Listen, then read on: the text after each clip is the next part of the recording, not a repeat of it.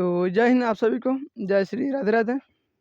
तो जैसा कि मालूम है कि हम लोग का इंडियन हिस्ट्री का क्लास चल क्या इंडियन हिस्ट्री का क्लास चल रहा है और आज हम लोग का जो 42 क्लास कौन सा 42वां क्लास है, ठीक है। और आज हम लोग पढ़ने वाले हैं जो कि कनिष्क के शासनकाल में चाहे जितने भी राजवंशों के शासनकाल में जो वास्तुकलाएँ जो कि निर्माण हुए उसके बारे में, और फिर हम लोग गुप्त वंश को स्टार्ट कर देंगे, ठीक है। तो चलिए हम लोग बिना देरी के क्या है गुप्त वंश को हम लोग क्लास को स्टार्ट करते हैं गुप्त वंश, ठीक है।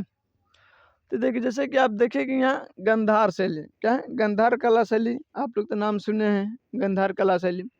इस देखिए इसका विकास जो हुआ कनिष्क के शासन के समय में हुआ था और इसे मिश्रित शैली भी कहते हैं, ठीक है।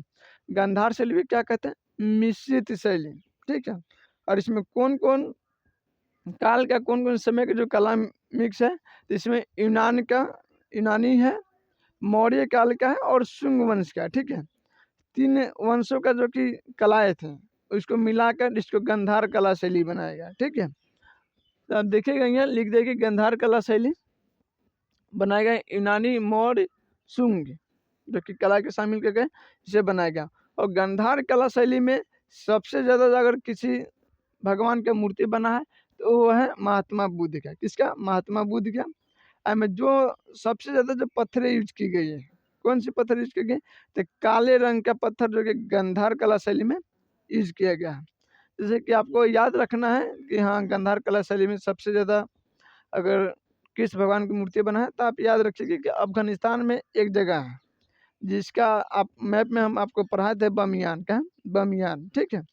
बमियान में महात्मा बुद्ध का विश्व का सबसे बड़ा प्रतिमा था जो पहाड़ के बनाया था, ठीक है।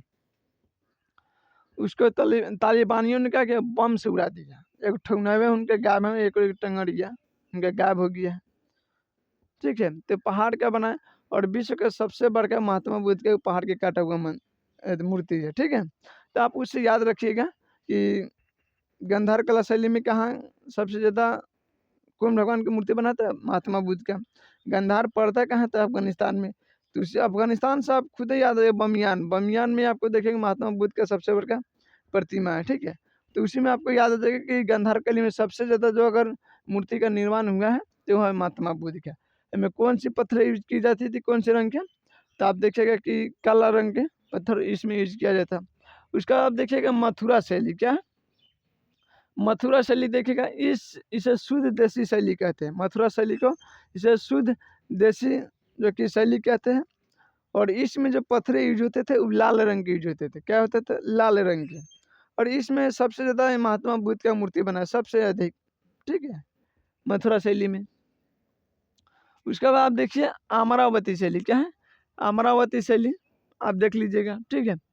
अमरावती शैली आप तो जानते हैं कि अभी वर्तमान में किस राज्य की राजधानी है अमरावती, आप लोग बताइएगा, ठीक है, कमेंट में किस राज्य की राजधानी है अमरावती।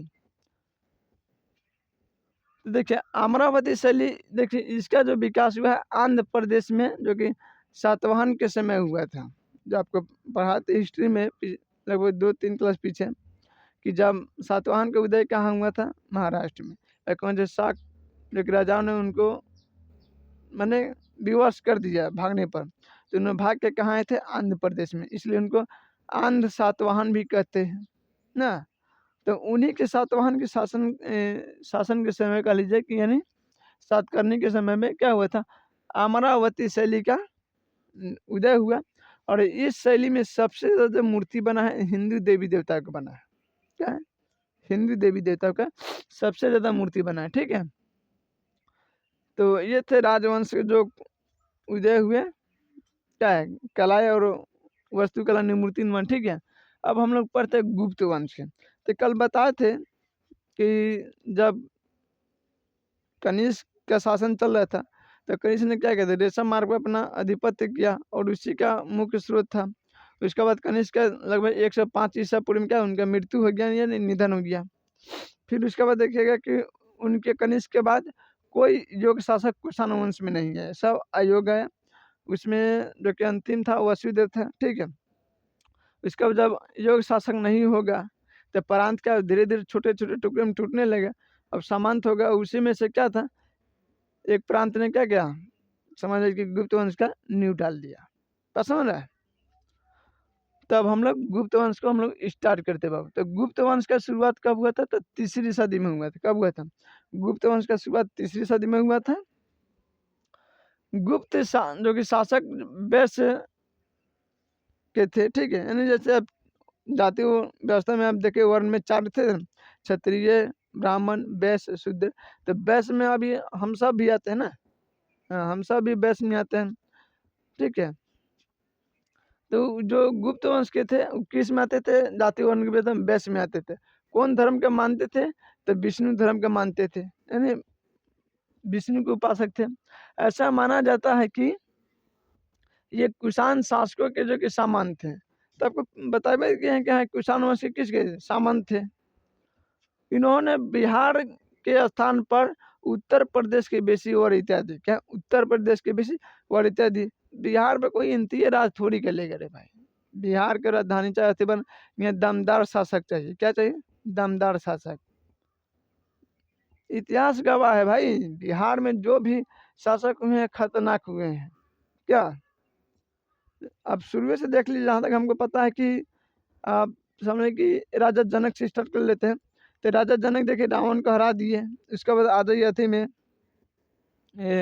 द्वापर में जरासंध कैसन था, एकदम खूंखार। उसके बाद अंगराज कर्ण देखिए, क्या वो भी बिहार के था भाई, बिहार का इतना खतरा। उसका बाद चंद्रगुप्त मौर्य देखे, धनानंद देखे, धनानंद के समय में सिकंदर आया था जो उधर से भाग गया, बाकी मगध पे आक्रमण नहीं किया। तो कोई बिहार के राजधानी एनसीए बना ले, उसके लिए बिहार पर राज करेंगे दम होना चाहिए, ठीक है। तो उन्होंने गुप्त वंशों ने क्या सबसे ज़्यादा उत्तर प्रदेश के वरीयता दी, और उत्तर प्रदेश के जो कौशाम्बी को अपना क्या अपना राजधानी बनाया, ठीक है। उत्तर प्रदेश के कौशाम्बी को राजधानी बनाया। देखिए इस वंश का संस्थापक श्रीगुप्त को कहते हैं, क्या श्रीगुप्त को कहते हैं, ठीक है।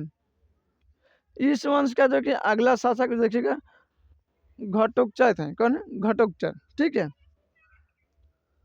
इन दोनों शासकों को जो कि सामंत के रूप में ही शासन किया, मैंने इन्होंने जाति विस्तार नहीं की। नॉर्मली जो सामंत थे उसी में इन्होंने अपना क्या किया, जीवन गुजारा। इसलिए इसे ओरिजिनल या वास्तविक संस्थापक गुप्त वंश के नहीं माने जाते हैं। वास्तविक में आप आइएगा, वास्तविक में माना जाता है किसको? तो चंद्रगुप्त वर्ण को। किसको? चंद्रगुप्त वर्ण को वास्तविक संस्थापक कहा जाता है, ठीक है। देखिएगा चंद्रगुप्त मौर्य ने, चंद्रगुप्त वर्ण ने, इन्होंने लिच्छवी के जो कि राजकुमारी कुमार देवी से क्या है विवाह किया, ठीक है। लिच्छवी के जो कि राजकुमारी थी कुमार देवी, उनसे विवाह किया चंद्रगुप्त वर्ण ने। और इस उपलक्ष्य में उन्होंने एक सिक्का का क्या किया, चलाया चंद्रगुप्त वर्ण ने। उस सिक्का का नाम क्या था? राजा रानी की सिक्का, ठीक है। और इन्हीं का पुत्र आपको देखने को मिलेगा, कौन?